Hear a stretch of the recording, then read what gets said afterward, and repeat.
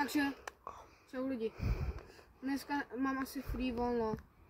Počkej, mě nějak brní mobil, co to je? Ono se ztratilo nějaký dítě. To není možný. Zase, kámo. No, tak ho jdem najít. Je Jindra, tam je Jindra, lidi. Koukejte se. On by možná o tom mohl vědět. Takže lidi, jdeme za Jindrou. Jindra!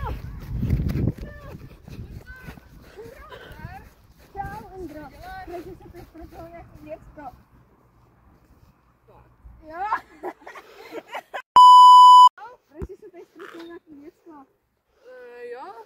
Slyšel jsem o tom. Tak to jdem prozkoumat. A mně se to stalo jako...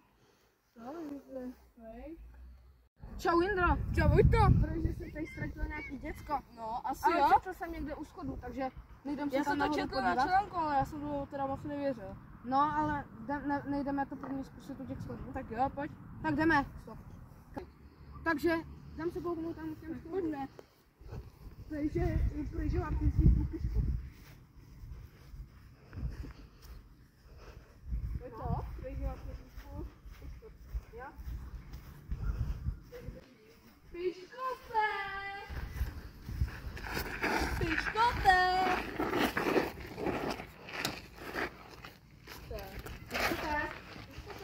Já jdu z druhé strany.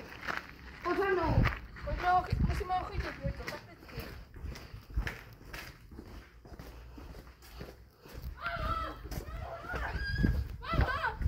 Tady je ten.